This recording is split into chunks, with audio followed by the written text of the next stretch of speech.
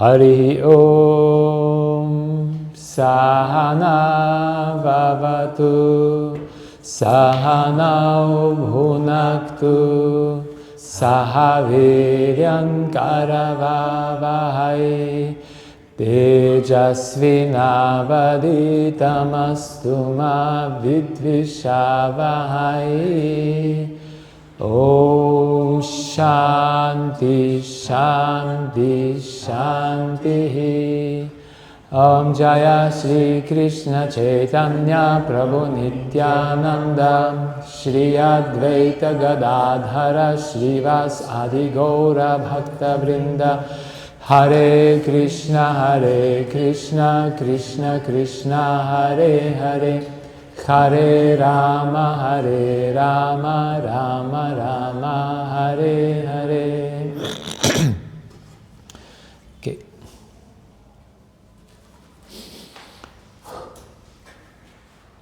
Okay, text 88. Therefore, why is it explained that there are differences among the avatar forms? It is said in the scriptures that they are all complete, since they are all the Supreme Lord. However, the avatars do not display all of the powers.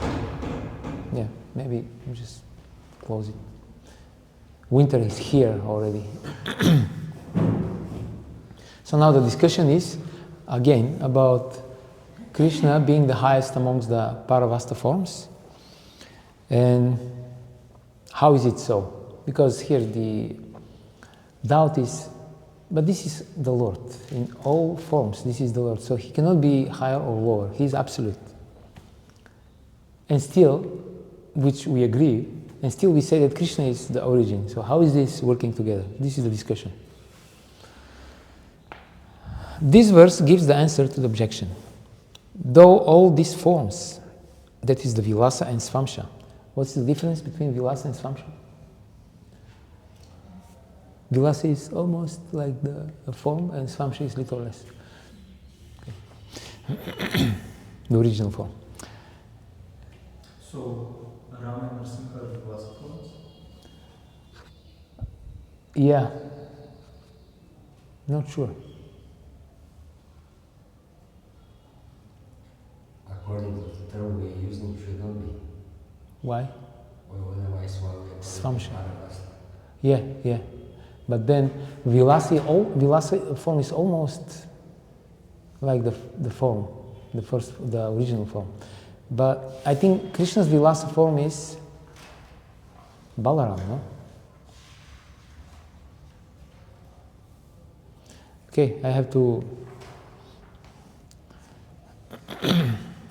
think about this and maybe consult some more scriptures, because this is also a question that I wanted to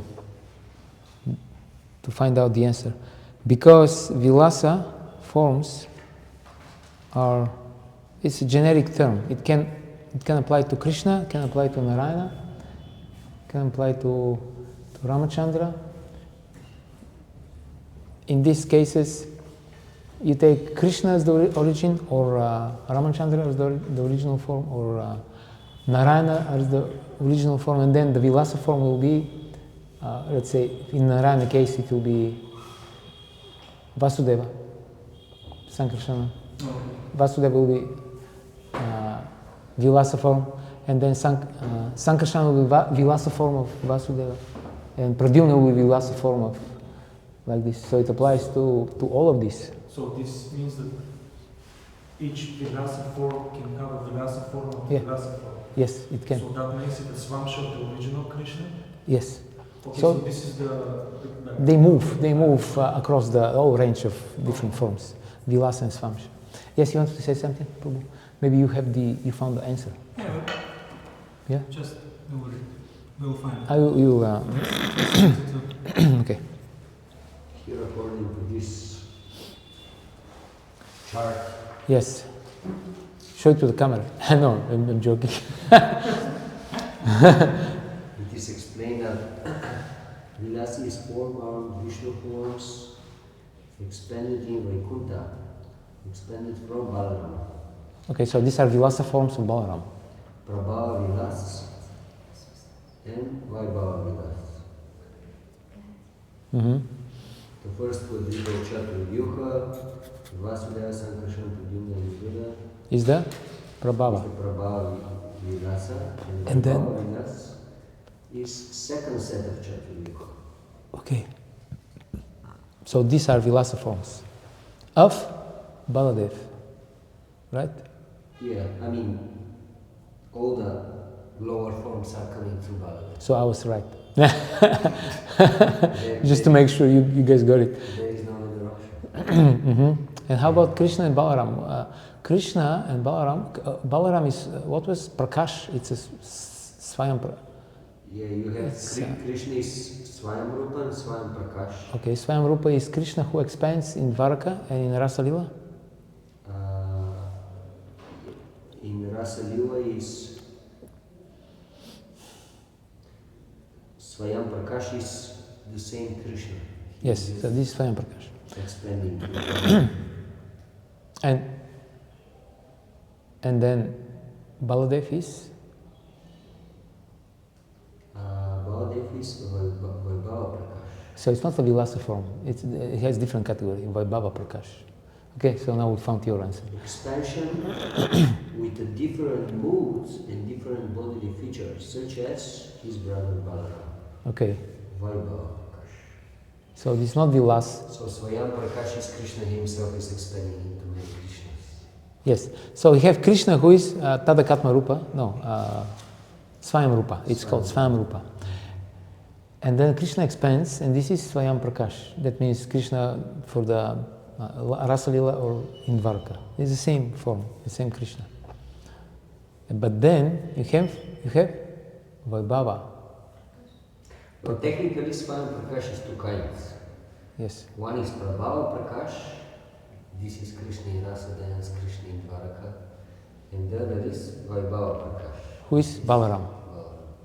And the difference is that Balaram appears in different bodily form In different moods. and different mood. But why there is a need of Krishna to have a separate form for Rasa Lila?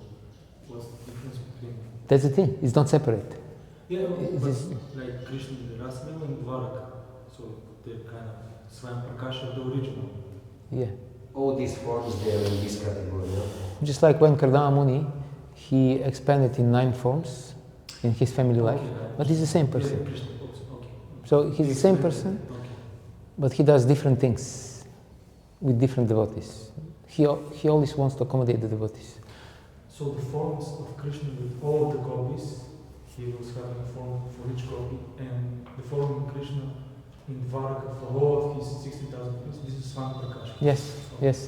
Which it's a bit a setback for those devotees who are really trying hard to make discrimination between Vraja Krishna and Vasudeva Krishna in Dvaraka. But it seems that they are in the same category. There's different mood, but it's the same person. It's just a person, he can have different moods, but it's the same person. Some devotees, they say, no, this is Vasudeva Krishna, it's not the original. Yeah? What do you mean? It's the same. It's like, let's say you are at home with your wife and you're very nice and kind and soft, and then suddenly a thief is coming and you're coming outside of the door and you're the same you, but now you're not. You're not. Like you manifest different moods. Hare Yes, Hare Krishna. Can you also add that they have different moods in Dvaraka and Vrindavan, not because of Krishna, but because of the devotees? Yeah, Like the gopis have a different mood than the queens, Yeah. so Krishna to respond to them is having different. yeah, But it's the Swayam Prakash form. It's the same. it's the same form. Yes. Therefore, in Laghu Bhagavatamrita, there is this pastime when Krishna doesn't get up in the morning because he remembers, of course he always remembers them, but specifically this morning he was reminded for the Vrajavasis, and he became so dejected and upset that he cannot reciprocate with them, that he didn't get up of bed on time and he didn't go to the Sudharma hall. And but then he was reminded again, he was put into illusion. Krishna was put into illusion by the device of Brahma and Vishwakarma. And then he thought that he's in Vrindavan. He woke up, because he fainted before that. Then he woke up and he was in a copy of Vrindavan made by Vishwakarma, where there were all the associates, but they were in their murti forms. And there were Radharani there, Yashoda, but they were stunned. But Krishna didn't, for him it was not unusual, because they would often become stunned anyway in Vrindavan when they're in ecstasy. They would often just not be able to reciprocate directly with him. So he didn't mind this, and then he took his lunch, his flute, and then with Balaram they went to tend the cows. And then in the distance he thought this is Yamuna. But then when he looked carefully, he saw this is the ocean. And then there was a big city in the distance. And then Krishna said, who is this? Where I am? Who am I? That means this is the same personality. But he remembers, and then he forgets his identity. He remembers again the same personality. So for Krishna, it's a major consideration. Maybe the most important is how to please the devotees. And therefore when you read Laghu Bhagavatamrita, you see it's a real predicament. It's not easy, because they all want to be with him. So we are usually on the side of the Vrajavasis. Oh, we do Ratha Yatra. Let's go. Krishna is going back to Vrindavan. Hurry, go. But then, what about these devotees in Dwaraka? Krishna also wants to satisfy them. And they don't want Krishna to leave. So how to deal with this? Therefore Krishna expands. This is Prakash, Swayam Prakash forms. And he gives the impression to all the devotees that he is there with them only, exclusively with them. And the same was done by Lord Chaitanya during the Ratha Yatra, when he was dancing in each Sankirtan Harinam party. And everybody thought Mahaprabhu is dancing with me in my party only. And only few devotees, I think Maharaja Prataparudra was one of them, they could understand that Mahaprabhu is everywhere, simultaneously. But most of the devotees, they didn't understand. They thought he's only with me, and I get the mercy now. Just like you can try to consider ourselves. Let's say we are fortunate enough that we have quite some friends that they love us. It's not very often in Kali Yuga, but imagine they all want to please, I want to invite you today for lunch, and then another friend comes, please, I want you to come to my place. So it's kind of predicament. You want to please everyone. So Krishna has this, but he has the means to reciprocate. Yes, when we are saying that the main drive of Krishna is to reciprocate with his devotees, to satisfy. Like, just imagine just this statement. The main purpose of a person is to please other persons. He doesn't have other. There is a verse like this. There is a verse like this describing Krishna. His whole program for the day is how to please the devotees. So he's already pure devotee of his devotees. He's already there. So when he says Sarva Dharmam Parityaja, he actually does this already. He's already on this level because he has given up all other considerations. Yes, please go ahead. Well, I was just wondering, from his perspective, is there a difference between very elevated devotees and also elevated? Because in our dealings, we tend to make a difference. Like, okay, this one is very important. Pure devotee. Okay, pure devotee, whatever. And this one, everyone of the businesses. And this devotee is not so serious. So yes, okay, he's Hari Prabhu, but not more than this. So, what about Krishna? Like, does he make a difference, let's say, between the Nitya Siddhas, Mother Yashoda, Nanda Maharaj, Coward Boys, and some sadhaka who is struggling with his sadhana. One day he's on the top of the sadhana, and one day he's So, no, Maya is in the top. Yeah, many things can be said. First of all, Rupa Goswami, he makes the distinction, right, between different categories of devotees. So according to our acharyas, we have to deal differently. So it is bona fide. Those who chant Hare Krishna, we offer them homage, obeisances. Those who received initiation, we offer them more pronounced respect. And those who are Uttamadhikaris, we take them as our worshipable acharyas and serve them. So, in one sense, there is scope for this type of discrimination. And also Krishna, there are verses where he says, actually only the gopis know me. They know me, they are my friends, they are my lovers, they are my everything. So they are the only ones who actually know me. And if you're not in this position, you cannot actually know me. So he has these verses, but also he has other statements where he states that nobody is as dear to him as his devotees, generic term, the devotees. So any devotee is very dear.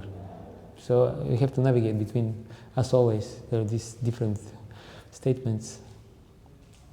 So can we say like that Krishna is, because we have this distinction between Madhyamadhikari and Uttamadhikari. Uttamadhikari sees everyone as devotees, but Madhyamadhikari has to see distinctions in order for him how to understand, how to preach, how to approach this person. So probably it's the same with Krishna. He has this Uttama mode.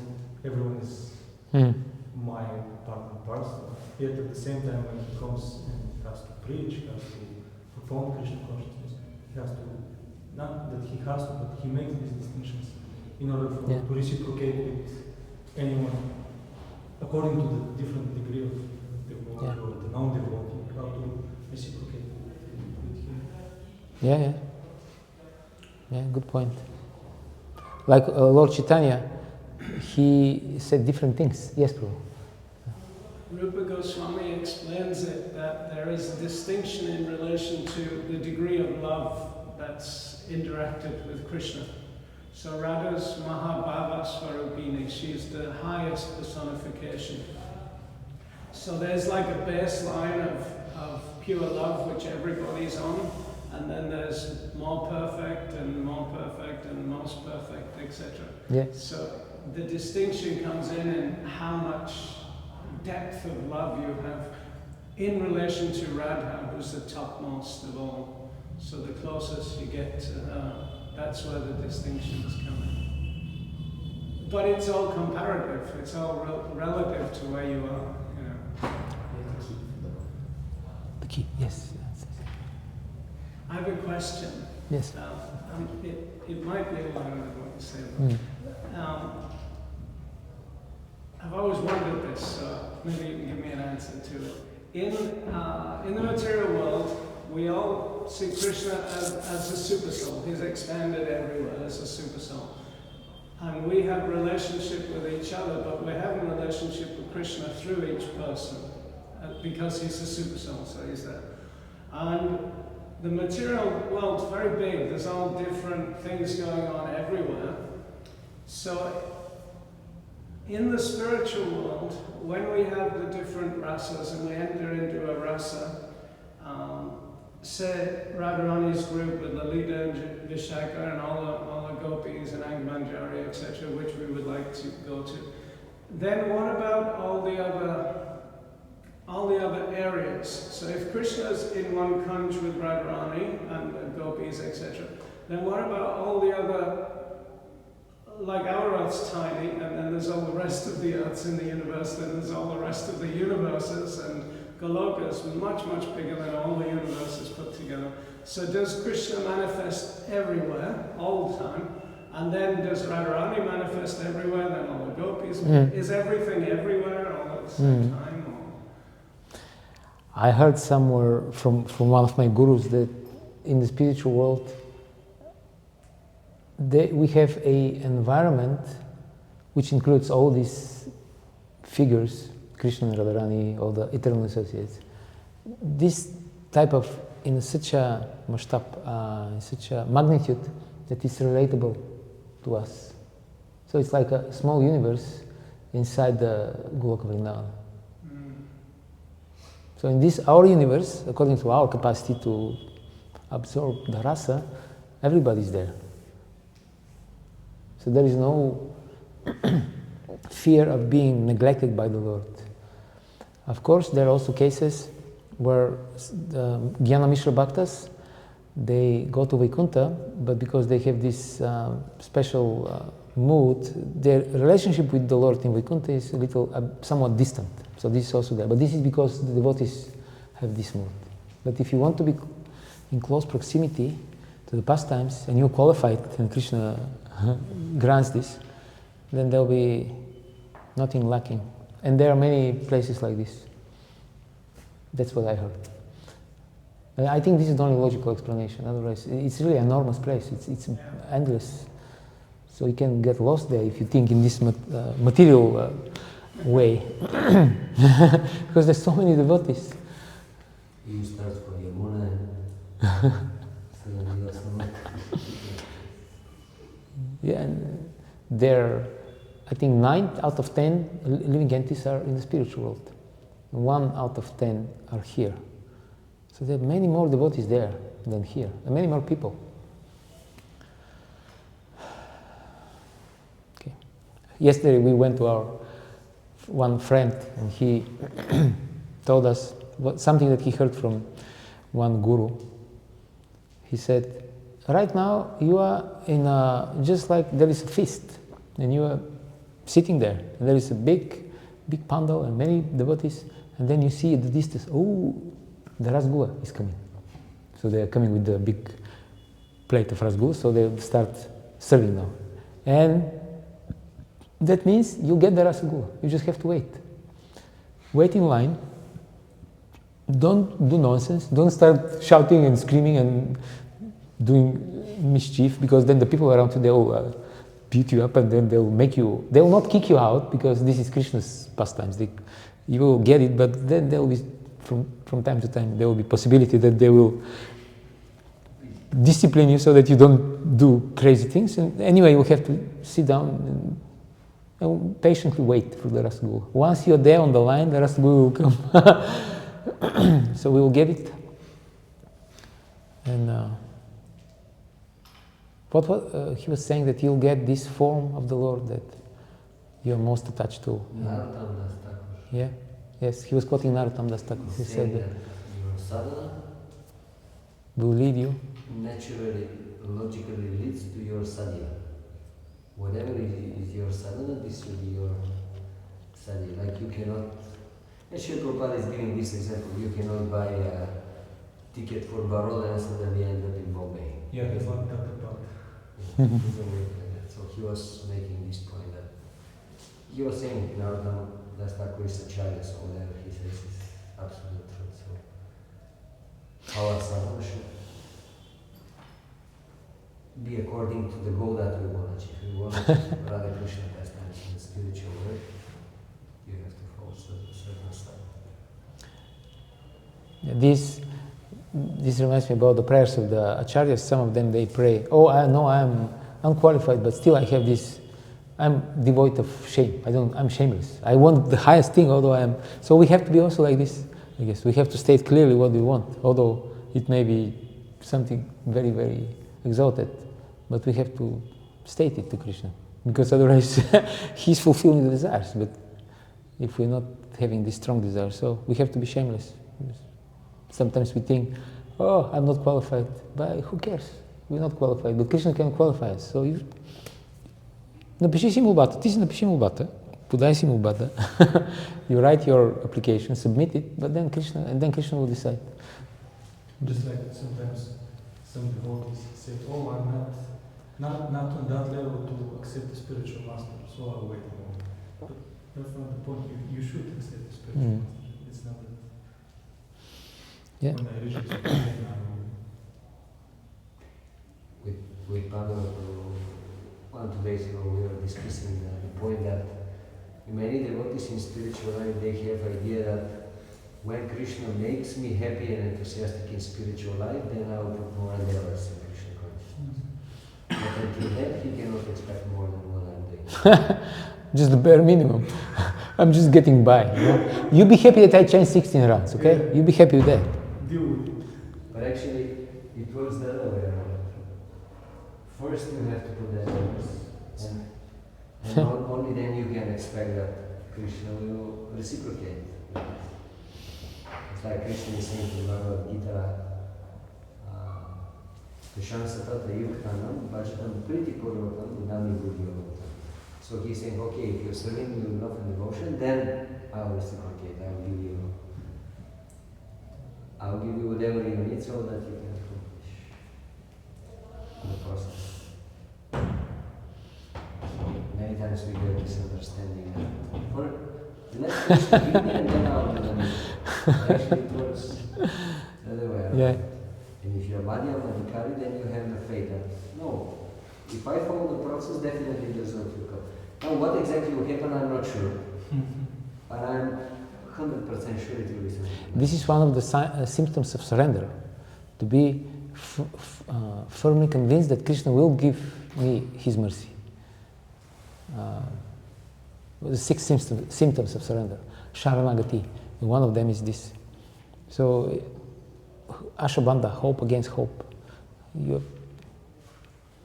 Maybe it's impossible, but Krishna will make the impossible possible. Yes, Prabhu?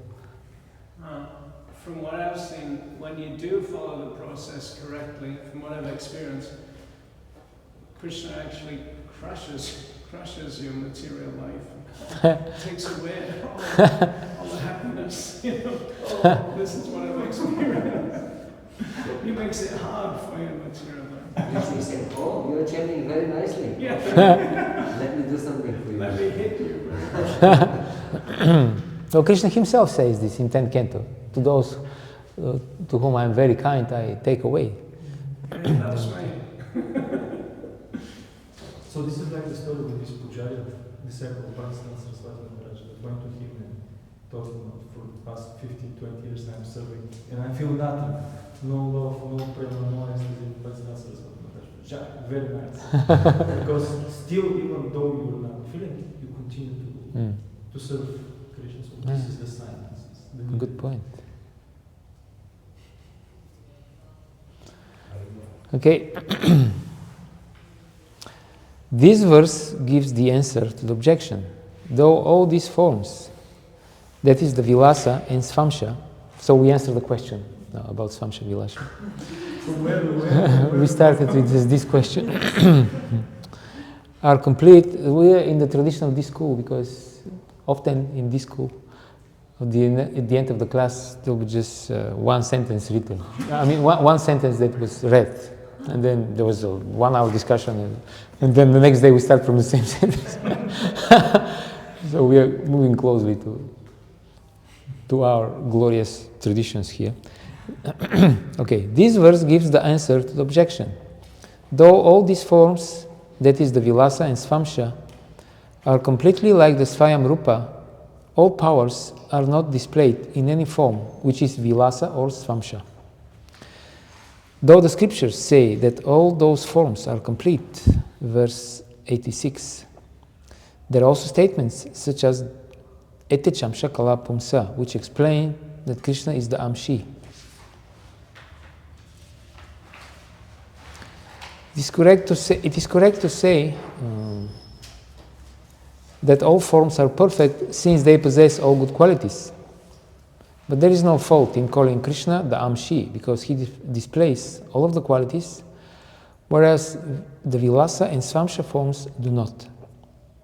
If this explanation is not accepted, then the later statement, Echechamsha Kalapumsa, would have to be rejected. I think we read this yesterday.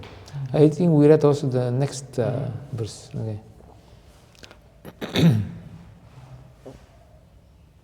So the commentary of the next verse explains that if we accept that literally all the forms are equal, then many of the pastimes of Krishna will have been absurd.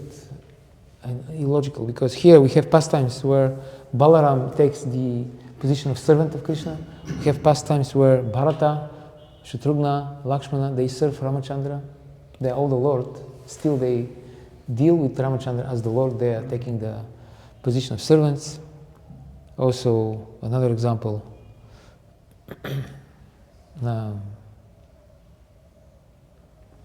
Lakshmi desired the dust of Krishna's feet, while she is the wife of Narayana. This would be also illogical. Okay. Then text 90. Shakti or power means the qualities of controlling others, sweetness, mercy, and control of karma and time. The manifestation and non-manifestation of Shakti is the cause of grading the Amshi and the Amsha. So now we are focusing on this particular point, that the difference is the Shakti, how the Lord employs His Shakti. This is how we know who is the Amshi and who is the Amsha. This verse gives the meaning of Shakti. Aishwarya means control of all others. Madhuryam means possessing beauty in all circumstance. Kripa means the desire to destroy suffering of others without any motive. Tejas means the power of subduing time, matter, etc. Other qualities such as omniscience, affection for his devotees, being controlled by his devotees are included. Then the difference between the Amshi and the Amsha is summarized. And now, in the next verse, there is a very nice analogy. Though the Shakti of the lamp and the bonfire is the same, in that both can burn down a town, only from the bonfire one obtains comfort because it destroys cold and other types of suffering. From completeness, the highest happiness is attained, and from a partial display of qualities, the highest happiness is not attained. An example is given to explain this. Though both the lamp and the bonfire have the same capacity to burn down a city, from the bonfire one attains great happiness through its capacity to destroy suffering from cold. This is not available from the lamp. So this is the analogy. Although they have the same potential, the lamp and the bonfire can burn the whole entire city. Still, from one you attain relief from cold, and from the other you can cook something, do other things, but from the other you cannot. Thus, according to the amount of manifestation of qualities, the Lord produces happiness in the devotees, yogis and hearers by His destruction of material existence.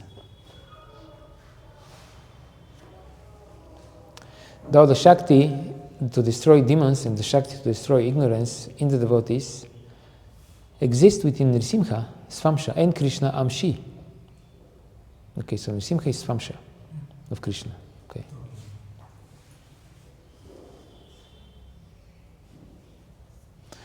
The highest bliss arises from Krishna. This is what you mean? That's what? Okay.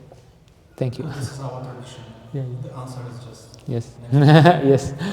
Okay. The highest bliss arises from Krishna, like the bonfire, because he always manifests all qualities, such as giving liberation to the demons he kills by destroying their demonic material existence.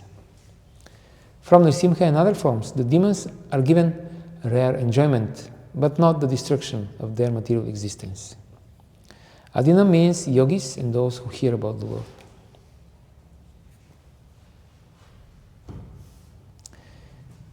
It's not unsuitable for Krishna to be one and many, Amshi and Amsha, because he has unlimited, inconceivable energy. Now gradually the discussion will move to this seeming contradiction, that the Lord is one without a second, and still he is many. So how do we understand this? Someone may say, you're saying Krishna is Swayam Rupa and Nrisimha is his Amsha, only because you have greater liking for Krishna.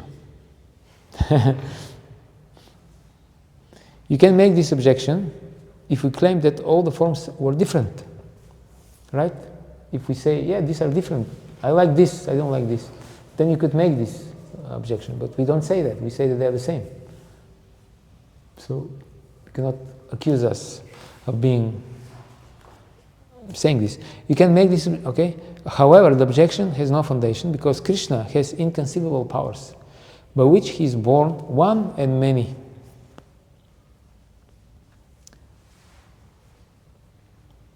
He is a display of many forms. His is a display of many forms, though he is one, is described in the 10th canto. It is quite amazing that in a single body, Lord Krishna simultaneously married 16,000 women, each in a separate palace. The author quotes the statement of Shukadeva. Though Krishna is one, in one body he married 16,000 women at the same time. He was one, but he appeared in many forms. Padma Purana explains that though he has different forms, he is actually one. The Lord, without material qualities, the Supreme Person, becomes many.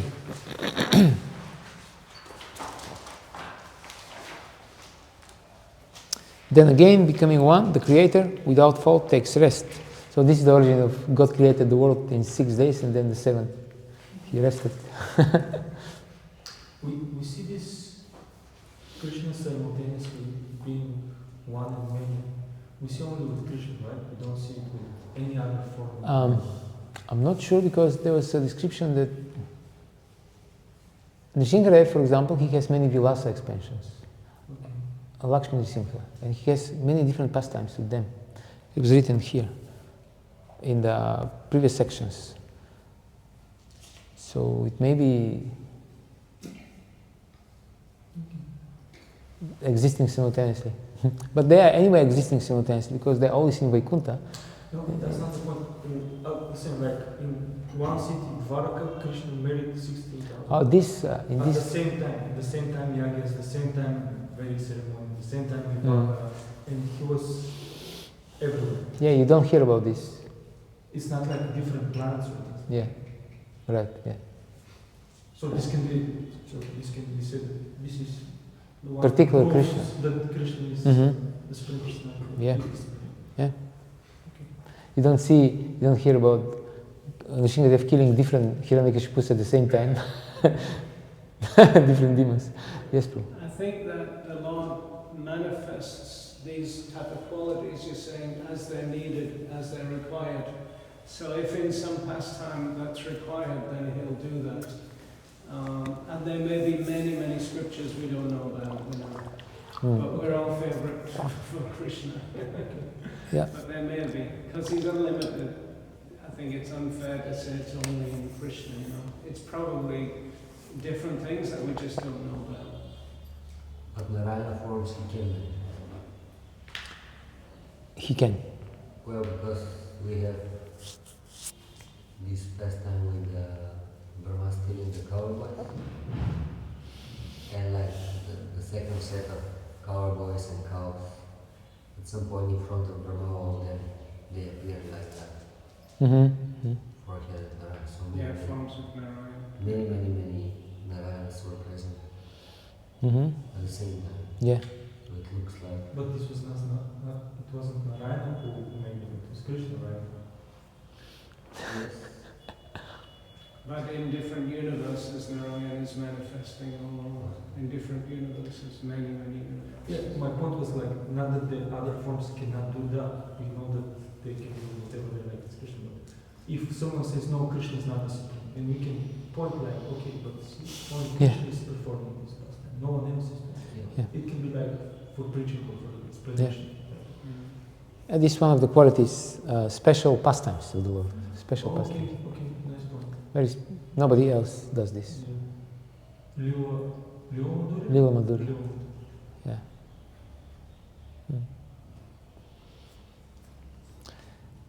It is said in the 10th canto, absorbing their minds in thought of you, they worship you as the one Supreme Lord, manifesting in multiple forms.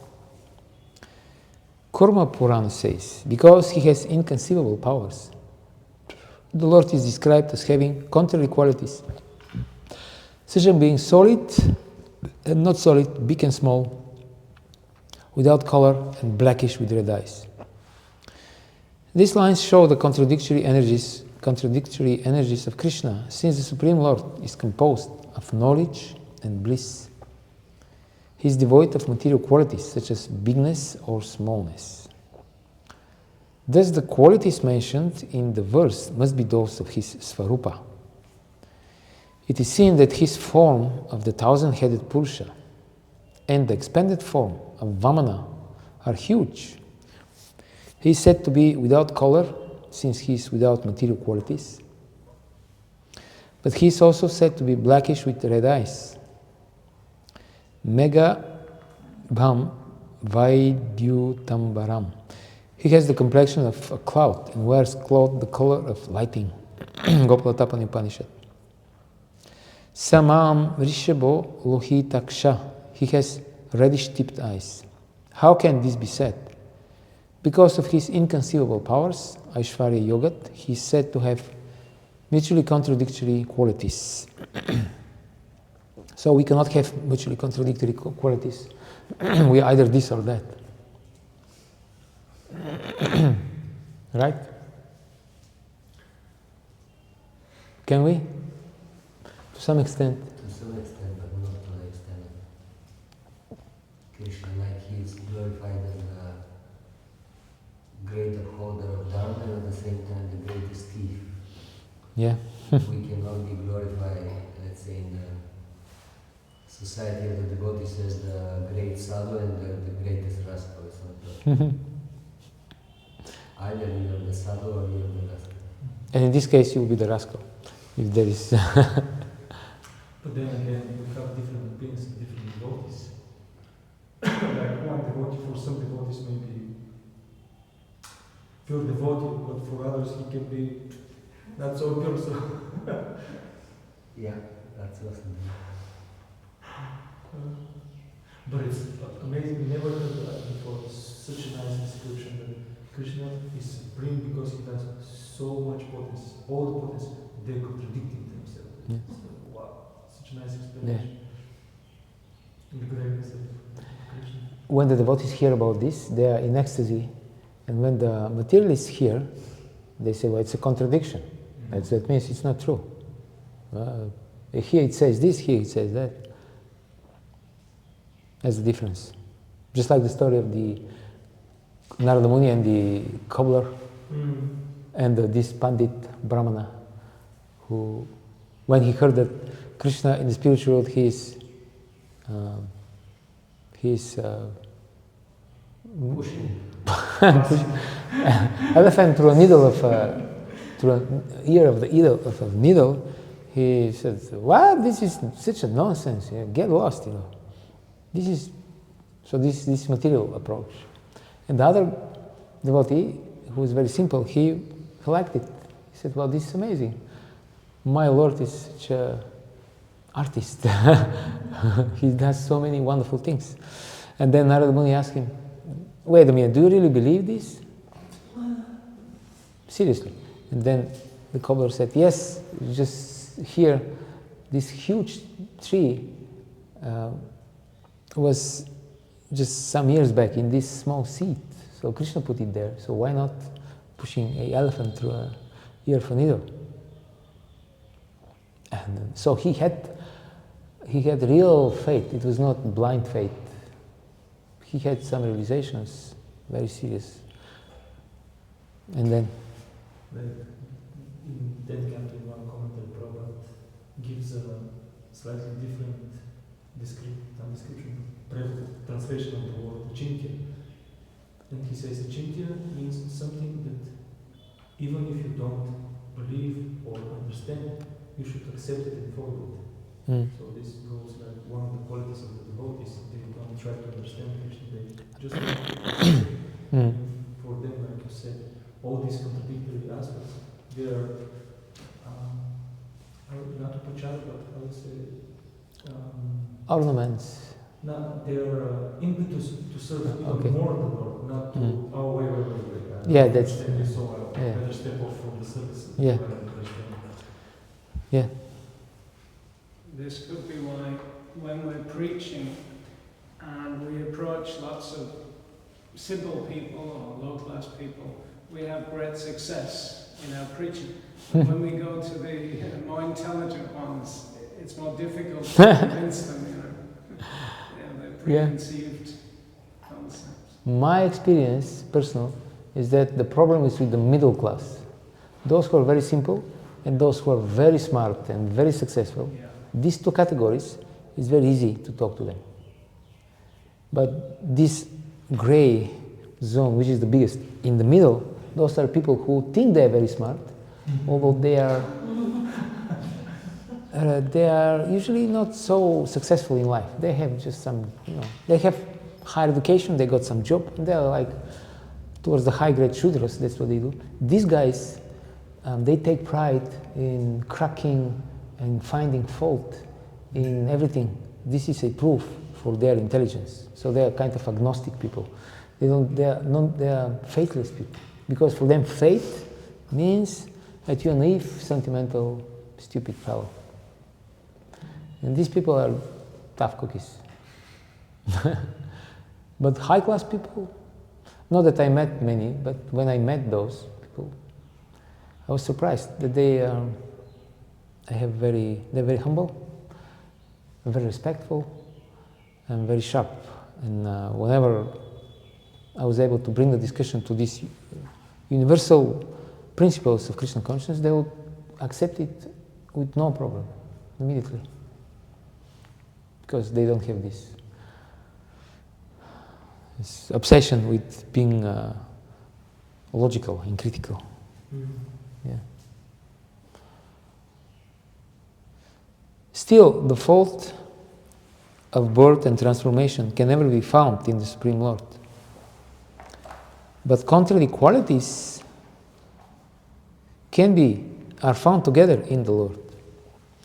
In the 6th canto, there is a prose description of the contrary qualities coexisting by the Lord's inconceivable power. O Lord, you need no support, and although you have no material body, you do not need cooperation from us. One of the acharyas, he was saying that the Lord doesn't even need the cooperation of the material energy while He creates the world. He doesn't need it. He can do it without her. And the analogy given was just like a person who is healthy enough and can walk without a cane. Sometimes he carries a cane just for recreation purposes.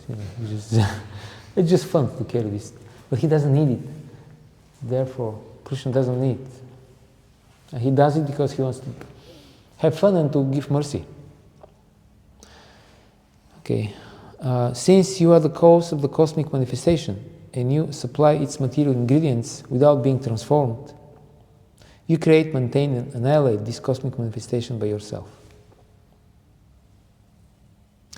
The Devatas, in fear of Vritrasura, began to praise the Lord with these statements. Your activities of play, Vihara Yoga, seem difficult to understand. This means that those activities are easy to understand for those who know about the Lord's inconceivable powers, but difficult to understand for others who resort to logic, because though you are without shelter and without material body, and do not need to take help, samavaya, from us, you create this universe full of qualities by yourself without undergoing any change. So this is the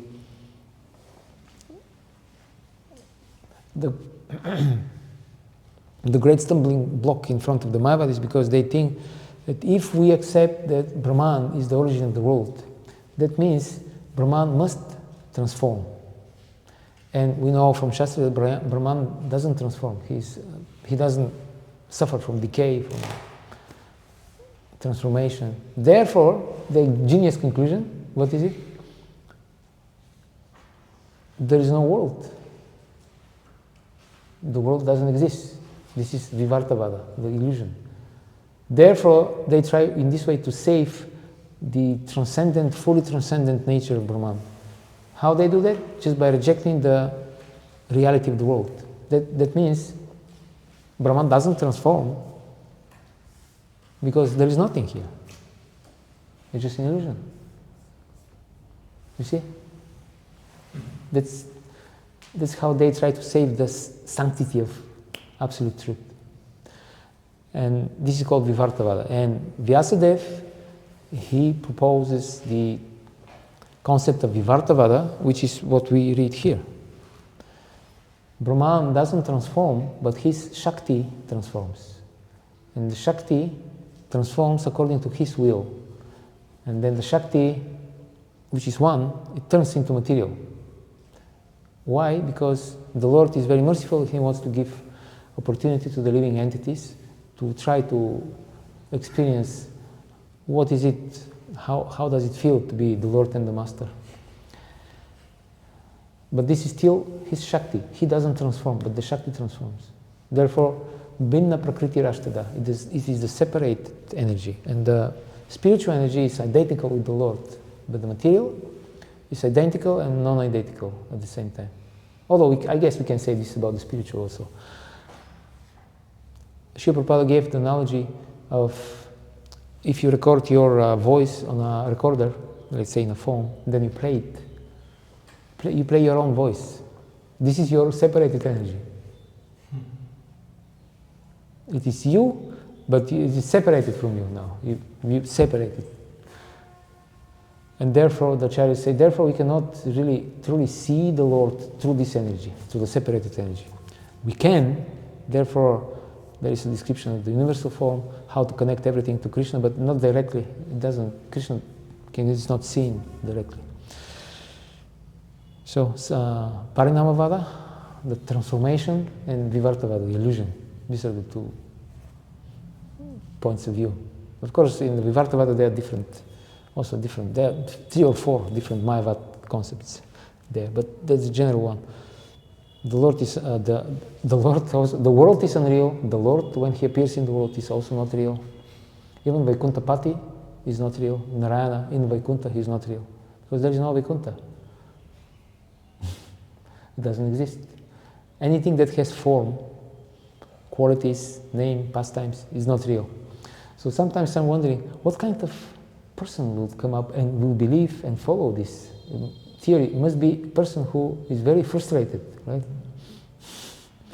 Why would you deny the reality of the things that are most enjoyable in life, like having a relationship with other living entities? Why would you say that this is illusion? Because you couldn't do it, you couldn't enjoy, you got frustrated, and now nobody else has the right to enjoy. And if you see that somebody is enjoying and seems to be happy, you say, oh, this is Maya.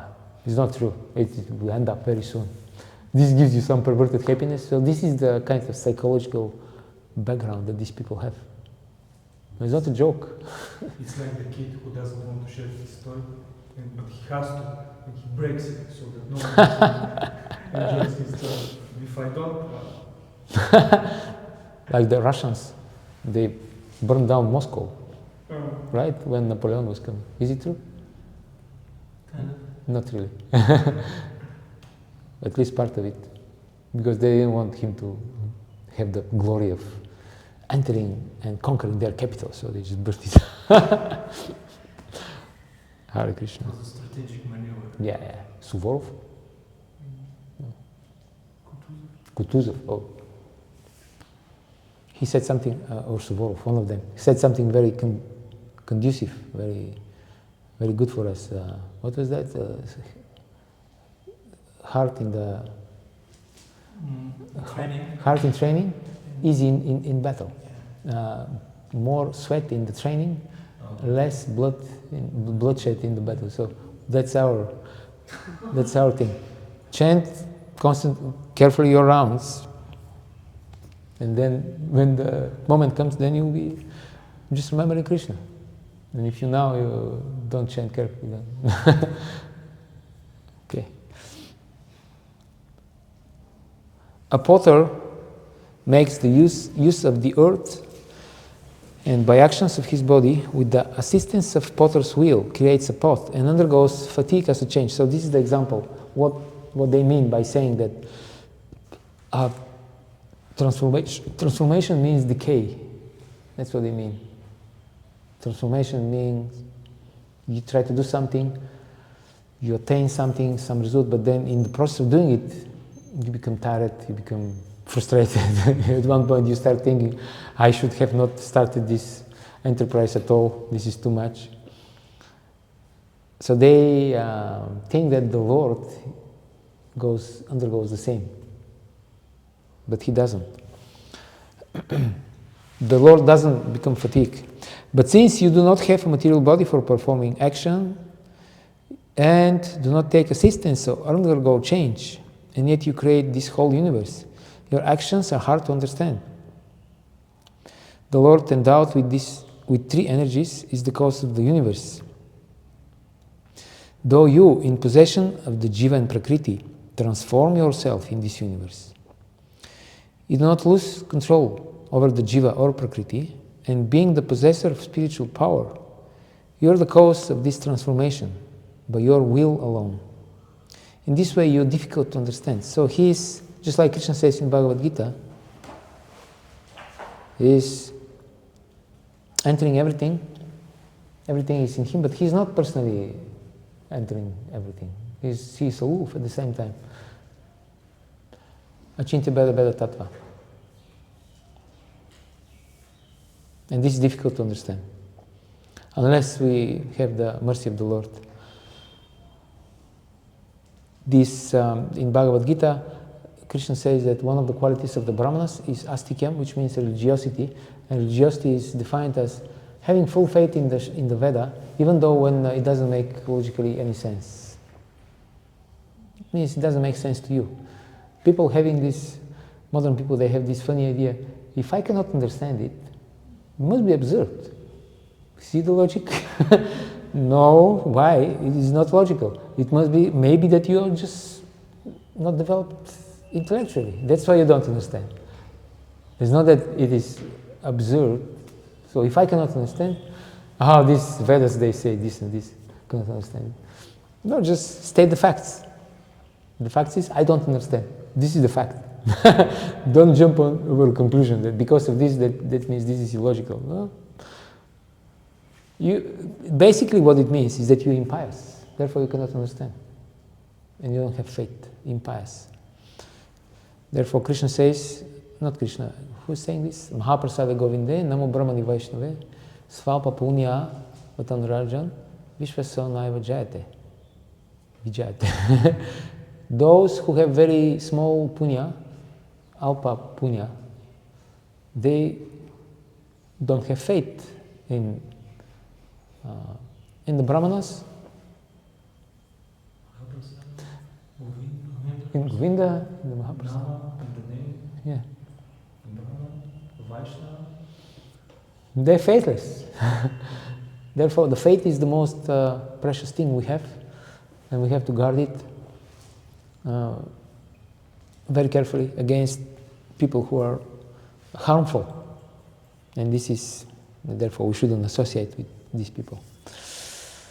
Okay, something? Because we have 2 minutes only. Prabhupada says people came to the door of this impersonalists in mind and they're pilgrims to hell. Highway to hell. That's what Ishupanishad says. And that's why Madhvacharya, he said that if you just establish the absolute truth, you speak the truth, but you do not attack the untruth, you're still not doing well. We have to constantly attack the untruth. We have to challenge these people. Not just tiptoeing around them. Okay. Hare Krishna. Om Hare Krishna, Krishna Krishna, Hare Hare, Hare Rama, Rama Rama, Hare Hare. Shila Prabhupada ki jai, Samaveta Bhakta Vrinda ki jai, Jai Nitai Gaur Premanandi.